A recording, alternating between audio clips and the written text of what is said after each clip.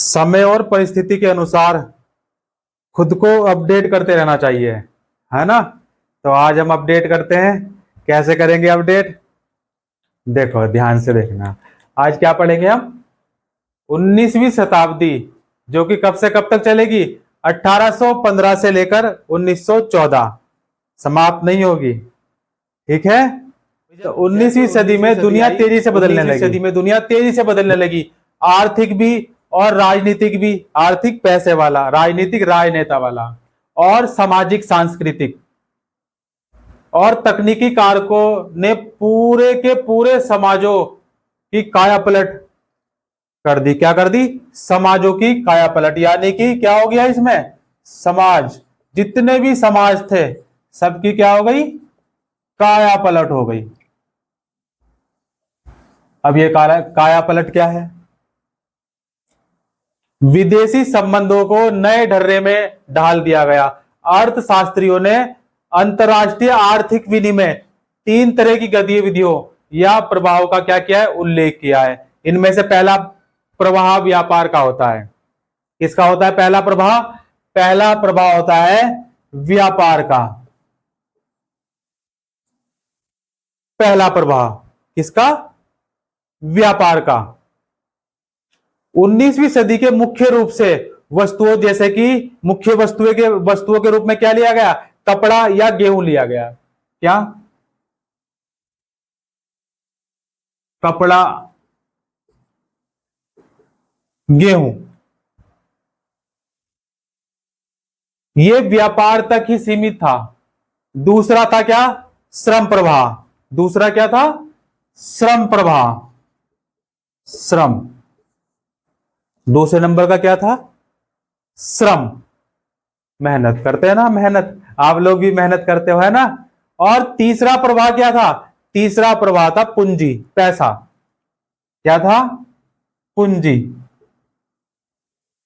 क्यों पैसा पैसा करती है, पैसे पे क्यों मरती है? हैं?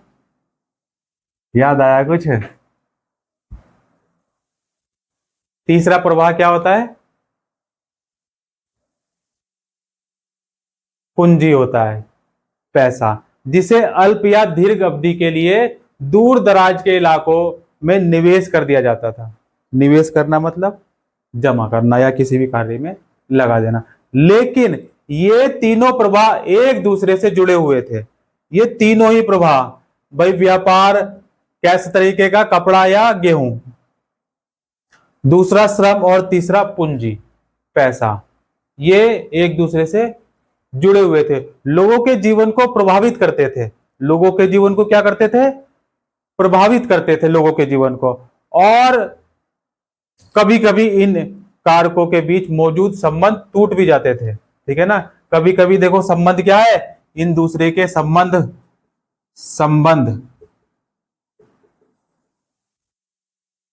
टूट भी जाते थे भाई। ठीक है ना। जख्मी दिल भी है ये, जख्मी दिल। और जहां पे एक दुकान है, जख्मी जूतों का अस्पताल। क्या है? जख्मी जूतों का अस्पताल। देखा है आपने? देखना, आंख से देखोगे तो जरूर दिखेगा। ठीक है। तो संबंध टूट भी जाते थे। अब देखो उदाहरण के लिए, उदाहरण की हम बात कर लें, उदाहरण, एग्जाम्पल। सबको एग्जाम्पल चाहिए? नहीं चाहिए? तो हम उदाहरण की हम बात करें, देखो उदाहरण में देखो क्या हो सकता है? क्या हो सकता है बताओ? यस, आप बताओ।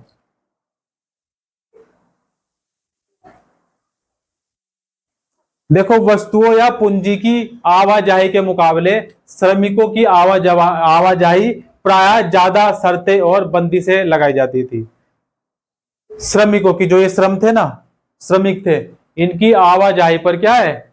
इनकी आवाजाही पर ज्यादा शर्तें और बंदिशें लगाई जाती थी। फिर भी यदि हम इन तीनों प्रभावों को एक साथ अध्ययन करें, एक साथ अगर हम इनको अध्ययन करेंगे तो क्या होगा? 19वीं सदी की विषय अर्थव्यवस्था को ज्यादा अच्छी तरह समझ सकते हैं। किसको? अर्थव्यवस्था को, पैसे वाली व्यवस्था को। ठीक। अब अर्थव्यवस्था से विश्व अर्थव्यवस्था का उदय हुआ। किसका हुआ? विश्व अर्थव्यवस्था का उदय। और इस विषय को समझने के लिए, किसको? विश्व अर्थव्यवस्था विषय को समझने के लिए सबसे पहले औद्योगिक यूरोप में खाद्य उत्पादन, क्या? खाद्य उत्पादन। और खाद्य उत्पादन कौन करते हैं? किसान करते हैं, जिनकी आजकल बहुत दुर्गति सरकार ने कर रखी है और सभी लोगों ने कर रखी है ना? नहीं कर रखी है? तो उपभोग के बदलते रुझानों का विचार करें तो बेहतर होगा, क्या बेहतर होगा? कि यदि सामान्य रूप से सभी देश भोजन के मामले में आत्मनिर्भर होने का प्रयास करते रहे हैं। सभी देश किसके मामले में? भोजन के मामले में। भाई जीने के लिए क्या चाहिए? रोटी, कपड़ा और मकान। तो भोजन देखा है, रोटी, कपड़ा और मकान? हाँ, नहीं? तो भोजन के लिए आत्मनिर्भर होने का प्रयास करते रहे हैं। और लेकिन 19वीं सदी के ब्रिटेन की अगर बात अलग थी। देखो जो ब्रिटेन था ना, 19वीं सदी का जो क्या था? ब्रिटेन। कैसा? तो अगर उस समय ब्रिटेन खाद्य निर्भरता के रास्ते पर चलता तो वहां के लोगों का जीवन स्तर गिर जाता। क्या गिर जाता? जीवन स्तर। जीवन का जो स्तर है वो क्या हो जाता? गिर जाता, डाउन हो जाता। क्या हो जाता? डाउन हो जाता एकदम। और अगर इस रास्ते पर चलता तो सामाजिक तनाव फैलता। जो समाज में तनाव फैलता है ना, और तनाव के लिए देखो क्या है, आज 21 जून है ना? क्या है आज? 21 जून है। तो 21 जून को हम क्या मनाते हैं? अंतर्राष्ट्रीय योग दिवस। इसकी शुरुआत किसने करी थी? माननीय मोदी जी ने करी थी। कहां पर करी थी? देखो 2014 में।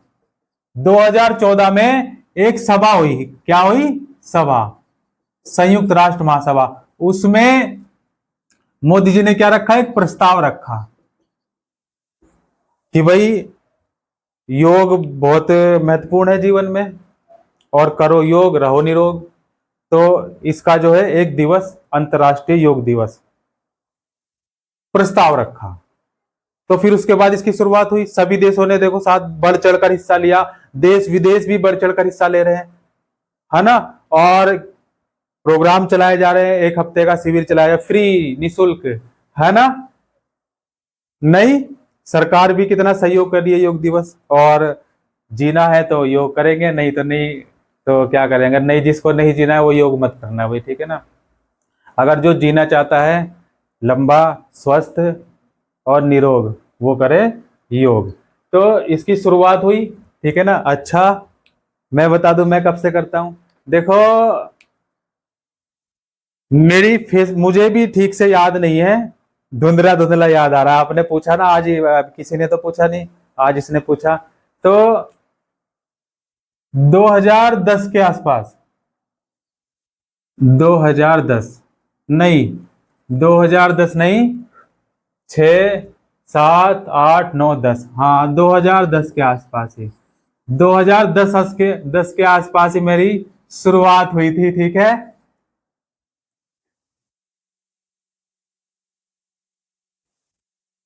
और करते करते करते करते करते करते करते आज 2025 आ गया। और ये सिलसिला रुकता रहा, चलता रहा, रुकता रहा, लेकिन निरंतरता, निरंतर, लिख दूं,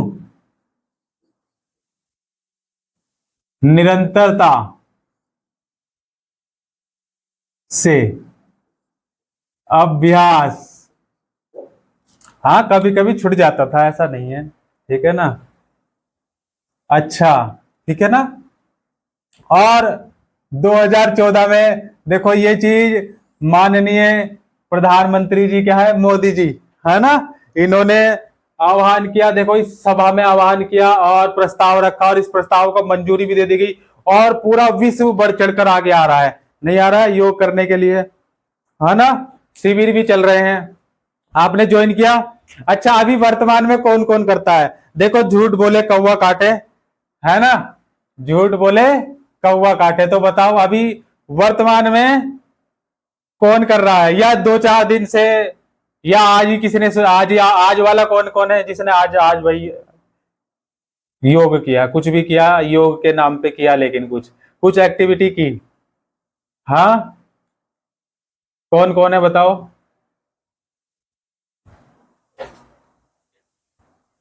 ठीक है, तो देखो, अगर कुछ करना है जीवन में तो फायदे फायदे बहुत होते हैं। धैर्य रखने की वो मिलती है ऊर्जा, ऊर्जा का संचार होता है, और आप इंटेलिजेंट बनते हैं। कैसे बनते हैं? पहले जो है 30 दिन तक क्या करना है आपने? योगा करना है, ठीक है, जो जैसे आपको लगे वैसे ही करना है, ठीक है ना, आधा घंटा डेली। उसके बाद मैं आपके सवालों के जवाब दूंगा, ये जो पूछ रहे हैं आप, है ना, ठीक है। लेकिन छुट्टी नहीं करनी एक दिन भी, 30 दिन तो 30 दिन, ठीक है, ओके, ठीक है। अब देखो, चलो इसमें इधर आ जाओ अब।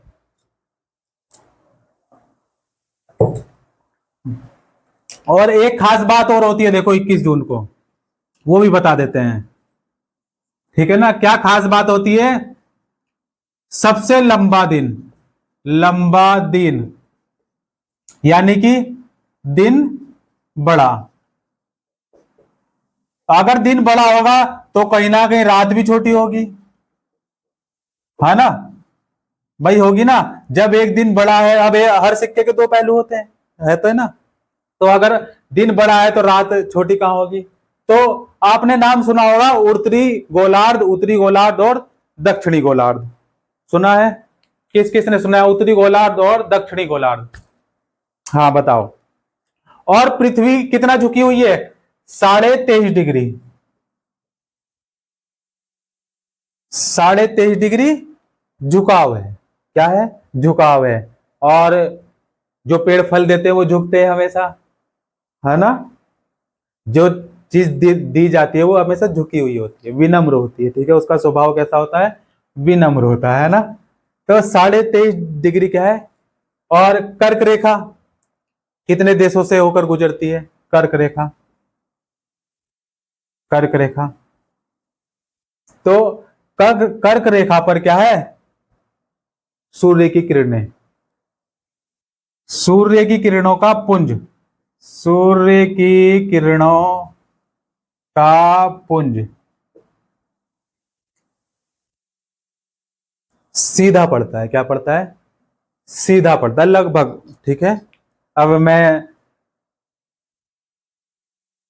अंतर्यामी तो हो नहीं, है ना, है ना। मान के चलते क्या सीधी पड़ती है। सीधी पड़ने का मतलब पता है क्या हुआ? सीधी पड़ने का मतलब ये हुआ कि एक समय ऐसा, कहते हैं ना परछाई हमेशा साथ रहती है, लेकिन कुछ क्षणों के लिए, कुछ क्षणों के लिए परछाई भी साथ छोड़ देती है। वो है 21 जून का दिन, ठीक है। तो उत्तरी, अगर एक गोलार्ध पर क्या होगा? दिन बड़ा हुआ, ठीक, तो दक्षिणी गोलार्ध या दूसरे गोलार्ध पर क्या होगा? दिन छोटा होगा। और आज क्या होता है? 15 से 16 घंटे, लगभग 15 से 16 घंटे सूर्य की किरणें क्या होती हैं? सूर्य की किरणें सीधी पृथ्वी पर पड़ती हैं। कहां पड़ती हैं? सीधे, सीधे पृथ्वी पर पड़ती हैं,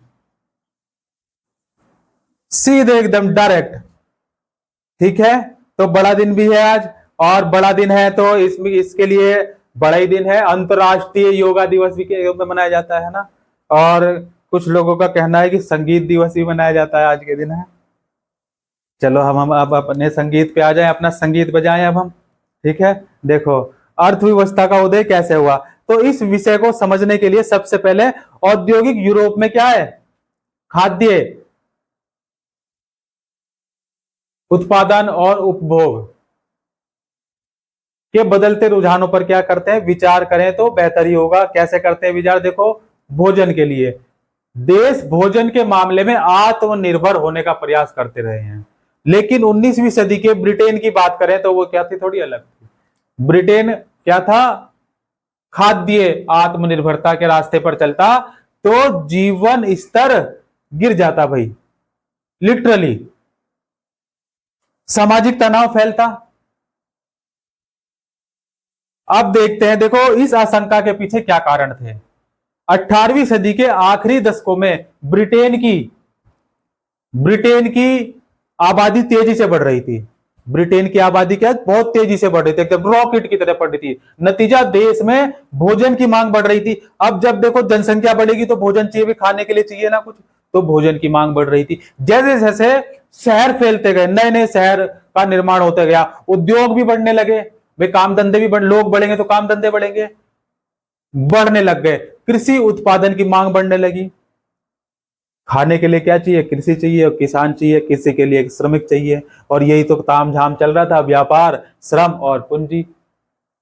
तो कृषि उत्पादन की मांग बढ़ने लगी, कृषि उत्पादन महंगे होने लगे। अब क्या होने लगे, महंगे होने लगे। दूसरी तरफ बड़े भूस्वामियों के दबाव में सरकार ने क्या किया, मक्का के आयात पर पाबंदी लगा दी। किस पर, मक्का।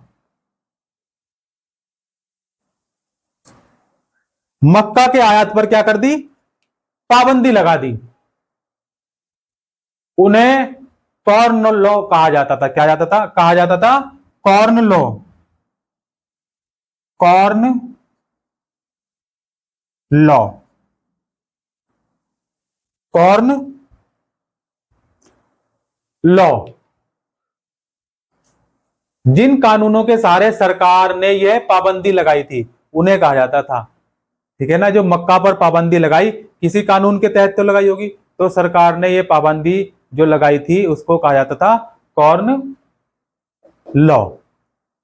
खाद्य पदार्थों की ऊंची कीमतों से परेशान उद्योगपतियों और शहरी वासिंदों ने सरकार को मजबूर कर दिया, क्या, कि वह कॉर्न लॉ को फौरन समाप्त कर दे।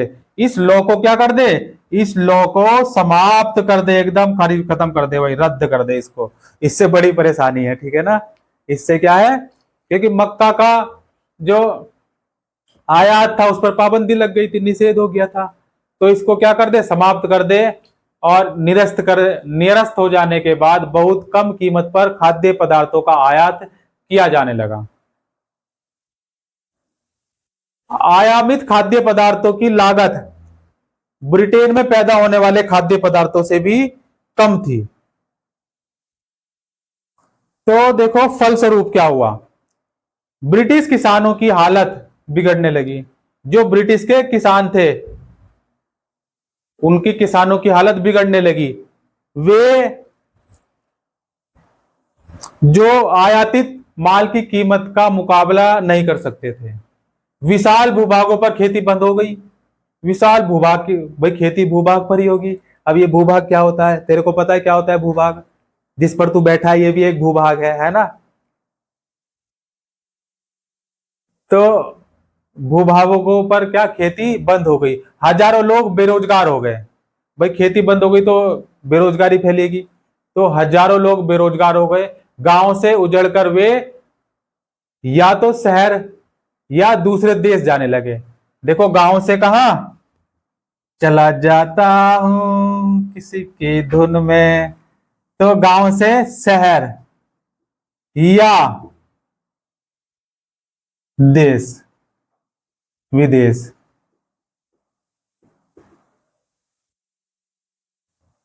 धड़कते दिल के तराने लिए, है ना, चला जाता हूं किसी की धुन में, धड़कते दिल के तराने लिए, है ना। तो अब बेरोजगार हो गए, गांव से उजड़कर वे या तो शहर या दूसरे देशों में जाने लगे। जब खाद्य पदार्थों की कीमतों में गिरावट आई तो ब्रिटेन में उपभोग का स्तर बढ़ गया। उपभोग का स्तर क्या हुआ, बढ़ गया। और 19वीं सदी के मध्य से ब्रिटेन की औद्योगिक प्रगति काफी तेज रही, जिससे लोगों की जो आय है, आय में क्या हुई, वृद्धि हुई। आय में उनकी क्या हुई, वृद्धि हुई। जो ब्रिटेन में उपभोग का स्तर बढ़ गया था उससे आय में वृद्धि हुई और इससे लोगों की जरूरतें बढ़ी। लोगों की क्या है, जरूरतें बढ़ी, और लोगों की जरूरतें कभी खत्म नहीं होती है ना। तुम्हारी जरूरतें कभी समाप्त हो सकती हैं? यस। नहीं हो सकती। हाँ, बोलो। हाँ, जरूरतें कभी खत्म नहीं होती है ना, इसलिए जरूरतें नहीं रखनी चाहिए, है ना। जरूरतों का माजाल नहीं बिछाना चाहिए। ठीक, संतुष्ट रहिए। तो खाद्य पदार्थों का और भी ज्यादा मात्रा में आयात होने लगा। पूर्वी यूरोप, रूस, अमेरिका और ऑस्ट्रेलिया, देखो मैप में दिख रहा है ना, आंख फाड़ के देखोगे तो दिखेगा, है ना। मार्क करेंगे अभी क्लास के बाद सारे, ठीक है ना। ऑस्ट्रेलिया को भी मार्क करेंगे, ठीक है। यूरोप को, जो पूर्वी यूरोप वाला हिस्सा है, उसको भी मार्क करेंगे। रूस, अमेरिका, सबको खोल के जो है पहले क्या करेंगे, वॉशिंग पाउडर में उसको पहले इस्तेमाल करें, फिर विश्वास करें। सब उस पे लगाएंगे, ठीक है ना, गोला करके, एक एक करके। सब नहीं, एक एक करके। कितने मैप है यहाँ? 1 2 3 4 5 6 7, 7 मैप है ना। तो एक 7 स्टूडेंट का स्लॉट बन जाएगा, ठीक है ना। ठीक, 7 करेगा, उसको इरेज करेगा, ठीक। और एक सेल्फी लेगा, ताकि मैं देखूंगा तो क्या क्या ने करा है ना। तो सातों का एक ही फोटो में मैं सबका आंकलन एक साथ कर दूंगा, है ना। मुझे आसानी होगी, है ना। मेरी बारे में भी ख्याल करा करो यार, ठीक है। ठीक, क्लियर हो गई बात। तो लोगों की आय में वृद्धि हुई, और यूरोप, ब्रिटेन को आपने खोज खंगाल लिया, ठीक है। तो अब देखो क्या हुआ, ब्रिटेन का पेट भरने के लिए जमीनों को साफ करके खेती की जाने लगी। भाई, ब्रिटेन का पेट भरने के लिए, अब ब्रिटेन बहुत बड़ा है ना। अब वो देखो कितना बड़ा है, उसका पेट कितना बड़ा है, ठीक है। तो उस हिसाब से जमीनों को, भूभाग को, ठीक है, साफ करके खेती की जाने लगी। खेती के लिए जमीन को साफ कर देना ही काफी नहीं था, कि भाई खेती के लिए क्या, साफ जमीन साफ कर दी और काम हो गया, ठीक है ना। खेतिहर इलाकों को बंदरगाहों से जोड़ने के लिए रेलवे की भी जरूरत पड़ी। किसकी जरूरत पड़ी? रेलवे की। रेलवे की काफी जरूरत पड़ी। ज्यादा तादाद में माल ढुलाई के लिए नई गोदियां बनाना और पुरानी गोदियों को फैलाना जरूरी था, ज्यादा तादाद में। और नई जमीनों पर खेती के यह जो था आवश्यक था भाई, खेती करने के लिए ये जो जो भी आवश्यक था, ठीक है ना, कि दूसरे इलाकों के लोग वहां आकर बसे, दूसरे इलाकों के लोग वहां आकर बसे। जैसे कि यहाँ चल रहा है मामला, नहीं चल रहा है, चला जाता हूं किसी की धुन में, धड़कते दिल के फसाने लिए, है ना।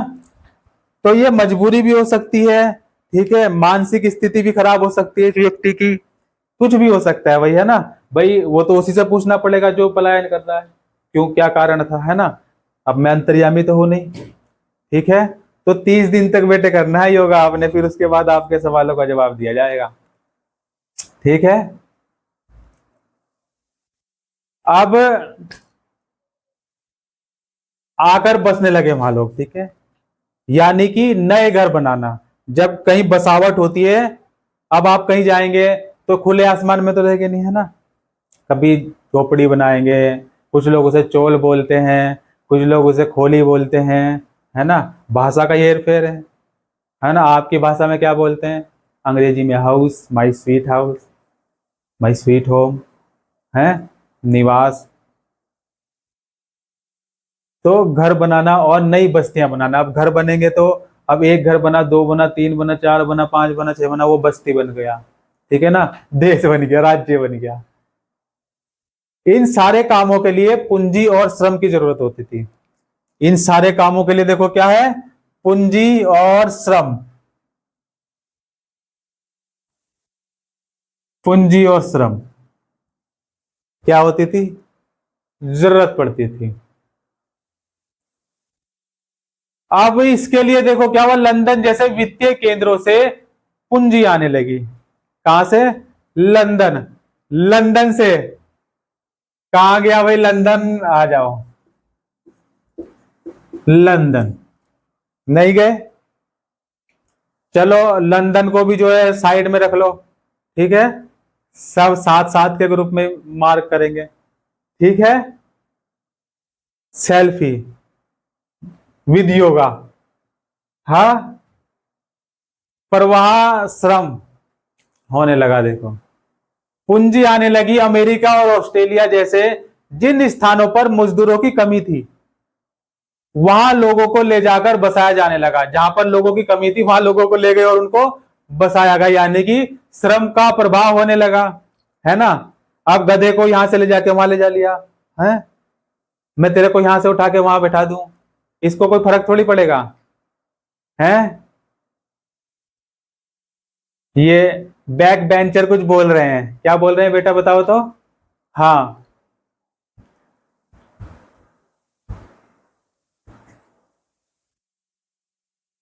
देखो 19वीं सदी में यूरोप के लगभग 5 करोड़ लोग, कहां के, यूरोप के, जिसको अभी आप जो है ना साइड में रख रखा है ना आपने यूरोप को, उसको ढूंढेंगे, मार्क करेंगे। यूरोप के कितने, 5 करोड़।